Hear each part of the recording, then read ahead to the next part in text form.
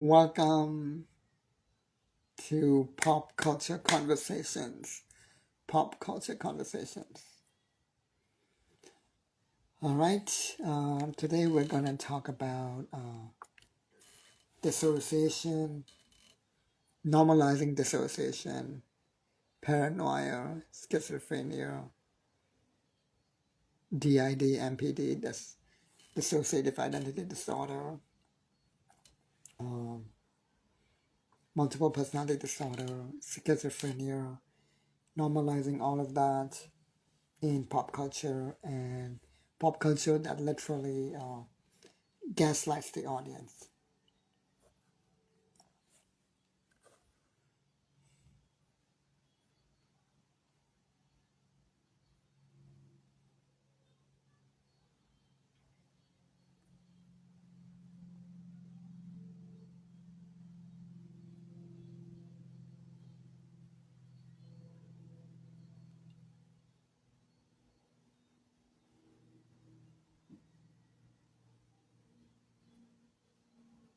Mm-hmm.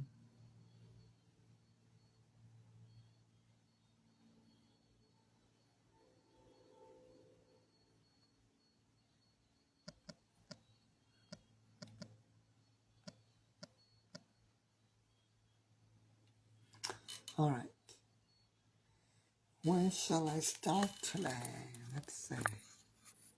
I want to start in the same way maybe I started on Friday,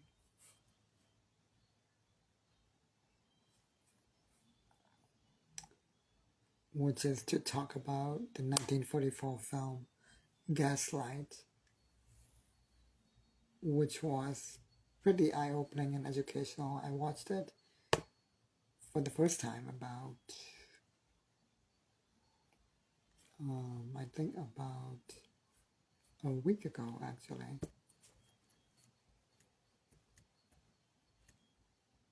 And so the difference between a liar and a gaslighter is a liar lies and a gaslighter gaslights, meaning if you call out a liar on the liar will admit the lie, whereas a gaslighter will double down on the lie and literally make you think you're the one who's crazy for thinking that something actually happened because they're literally denying that it happened altogether.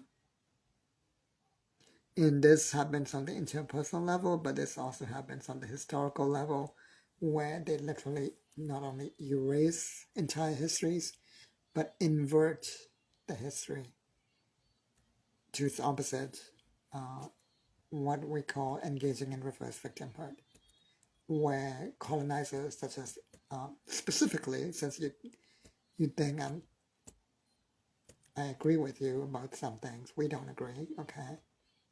Like, for example, Islamic supremacists thinking they're indigenous. They're not indigenous to any land in the world, okay? They're colonizers, they're imperialists, just like the Christians. And then they claim that the indigenous people are colonizers. So that's an example of gaslighting on a historical scale. So in the movie Gaslight, which is a black and white 1944 film, there's a man who marries a woman just for her money that she doesn't even know she has. She does have a house she inherited from her aunt, which she's never lived in because uh, her aunt was unalived by a thief, and she witnessed the murder and the thief escaping. And since then, the house has been scary to her. And this, so this man, 10 years later, this man marries her and manipulates her to living back in that house. And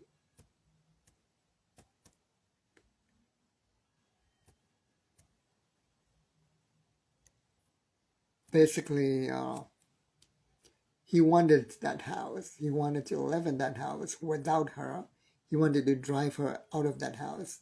So he drove her insane through gaslighting because he wanted the jewels in the attic that her aunt owned. And in fact, he was the thief who had unalived her, it turns out. And he would do these little things like, first he would isolate her from everybody else and only surround her with his people, the two servants that he hired, so that they could back him up and not her up.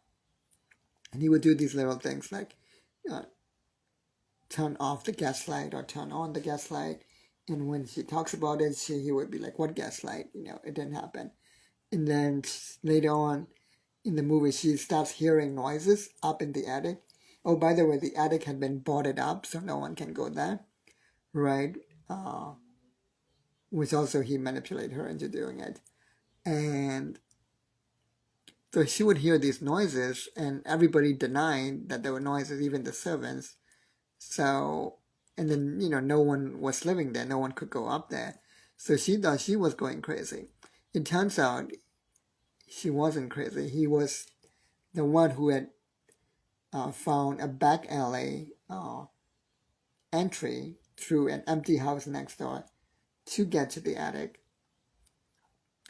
And he would walk all over that place every night to drive her crazy, but also he was looking for the jewels every time. And then he would do these little things like give her something as a gift, but also take it away, and then or like steal it for a little bit, and then ask her, "Oh, where is it?" It's called Gaslight. It's a 1944 film. This is where the term gaslighting comes from. That's why I'm explaining this movie to you. It's literally called Gaslight. And so he would do these little things like that, and where he would be the one stealing things from her and then accusing her of losing it. And accusing her of being forgetful and irresponsible. And being forgetful he was making her think that her being forgetful was a sign of her losing it, right? Losing her mind. And then the things like her hearing, the footsteps on the attic that nobody else apparently heard was, shown to her as another sign that she was crazy. And then she herself started believing she was crazy, that she deserved to be put in an insane asylum, which was what he tried to do near the end of the movie. So now in that movie, like this guy was gaslighting the character in the movie. Whereas later movies, the more recent movies like Inception, the movie makers are literally gaslighting you, the audience, making you question your sense of reality in your real life as well, by making you think, oh, what if this reality is also inside a dream, or a dream inside a dream? Disorienting you, making you apathetic about life. That's okay, Devin, if you're going to be right back, okay? So that's Inception. And then Moon Knight, right? I haven't seen Moon Knight actually, but one of the consequences of trauma, especially emotional abuse, of being constantly gaslit, is that in order to cope, you dissociate into different identities, where one identity is stronger than the other, and the identity that is weaker submits to being gaslit, and then submits to the emotional trauma and abuse, and the stronger identity is the one who still questions the bullshit. Or in some cases, they become an abuser and a gaslighter themselves. that is one of the points of how gaslighting, the purposes of gaslighting as well. It can be used to turn you into a mind-controlled asset. Because once you think you're crazy, and the only person who can protect you is the one person who's is not protecting you and doing the opposite, abusing you, uh,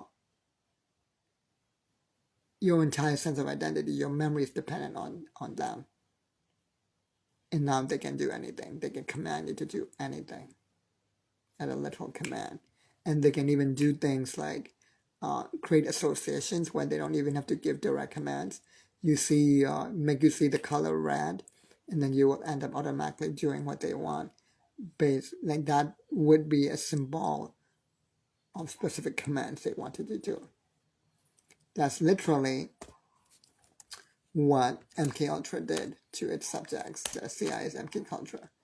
You can read about it in the book, The Search for the Manchurian Candidate, CIA and Mind Control. Okay. One of these days, I want to watch the movie Moon Knight.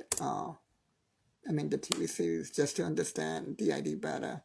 I have seen Fight Club though, and that's another example of you as the audience member yourself being gaslit, because it turns out, because you're like, why is this person doing crazy things, right? And then you end up empathizing with the characters' absolute nonsense, their violence, when you realize, oh, they're mentally ill, and we tend to, empathize with people who are disabled and stuff, right? So it's a way of justifying violence. Because it turns out, it's also not even an original story. It's like a modern version of Dr. Jekyll and Mr. Hyde, right? By R.L. Stevenson, which is a very old novel. And yeah.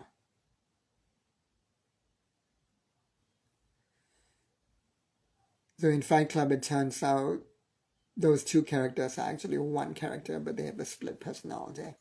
So it's another DID or MPD, multiple personality disorder, as well as dissociative identity disorder. All right, let's come. Somehow I cannot accept your request, Devin. Or maybe because you're gone. Oh yeah, that's fine.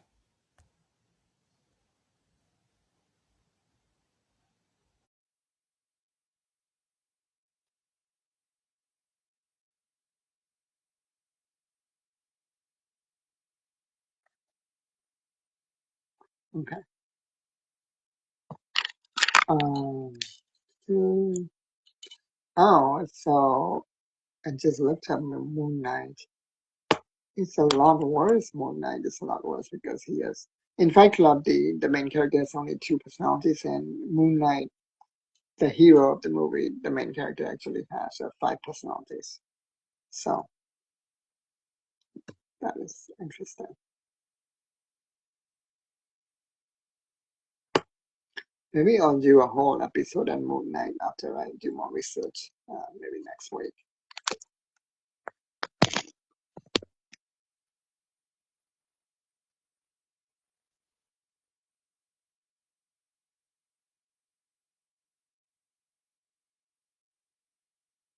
Although next week I want to focus on false binaries and false equivalents as a form of mind control.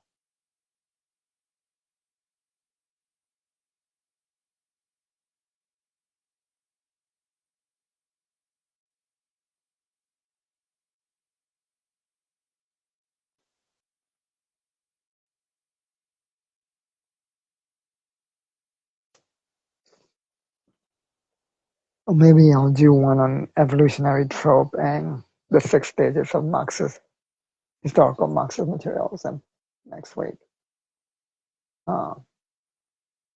Another thing I want to point out today is the story in a story in a story format, known as nested loops or stack realities, is literally an appropriation and epistemicide of our indigenous practices except what they did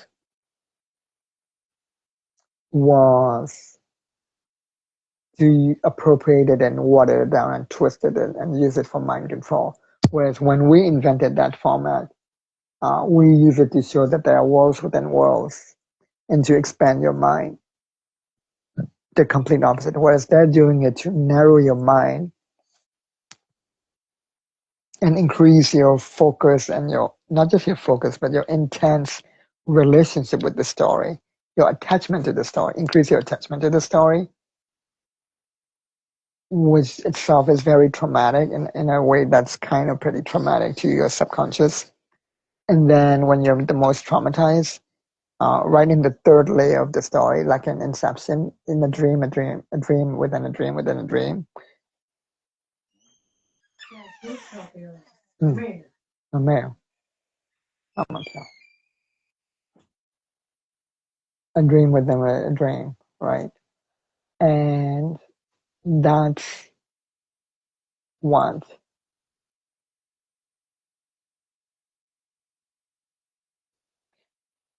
So a nested loop, right? What is a nested loop?